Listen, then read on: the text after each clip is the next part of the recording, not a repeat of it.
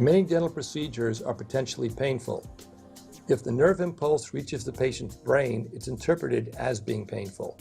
How does the nerve conduct this impulse to the brain, and how do local anesthetics act to prevent this from happening?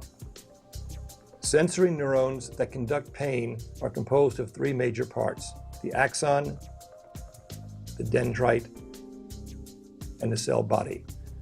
The single nerve fiber, or the axon, is a long cylinder of axoplasm which is encased in a thin sheath, the nerve membrane, which separates the axoplasm from the extracellular fluids. In some nerves, this membrane itself is covered by an insulating lipid-rich layer of myelin. There are constrictions along the myelin called nodes of Ranvier. At these nodes, the nerve membrane is exposed directly to the extracellular fluid. At rest, there are differences in the concentrations of ions found inside and outside the nerve. The inside of the neuron is relatively negatively charged compared to the outside of the nerve. When stimulated, sodium channels open, permitting the rapid influx of sodium ions into the interior of the nerve cell.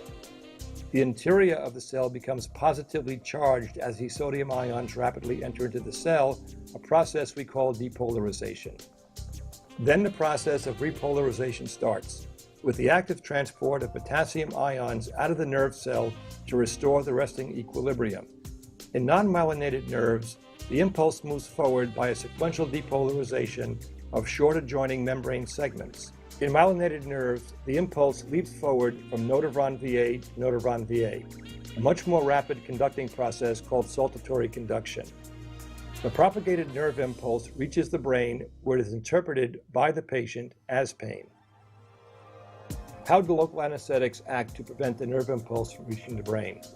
Locals act by blocking sodium channels, so that when the nerve is stimulated, sodium ions cannot enter into the cell, thereby preventing depolarization. The local anesthetic is deposited as close as possible to the nerve and by diffusion enters into the nerve. Local anesthetic outside the nerve diffuses into an uncharged and a charged ionic form. It is only the uncharged form that is lipid soluble and is able to diffuse through the nerve membrane and into the nerve cell. Outside the nerve, only charged ions remain, and some redissociate into uncharged ions which can then enter into the nerve.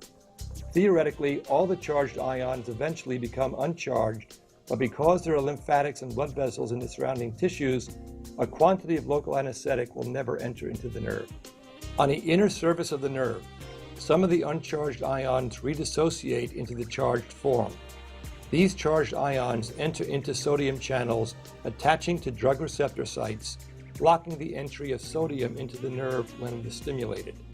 This prevents the propagation of the nerve impulse. The impulse does not reach the brain, and pain does not occur.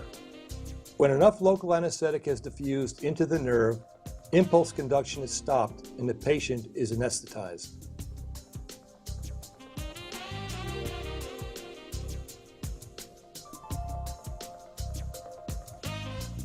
How do local anesthetics stop working? Eventually, an equilibrium occurs between the amount of anesthetic inside and outside the nerve. As the anesthetic outside the nerve continues to diffuse away from the nerve in blood vessels and lymphatics, the concentration gradient changes, with less anesthetic outside than inside, and the local anesthetic begins to diffuse out of the nerve. Eventually, there is not enough local anesthetic left within the nerve to adequately block nerve conduction, and the patient slowly begins to feel again. This process is termed redistribution. The local anesthetic is still in the patient's body as an active drug, but is simply not in the nerve in a high enough concentration to fully block nerve conduction.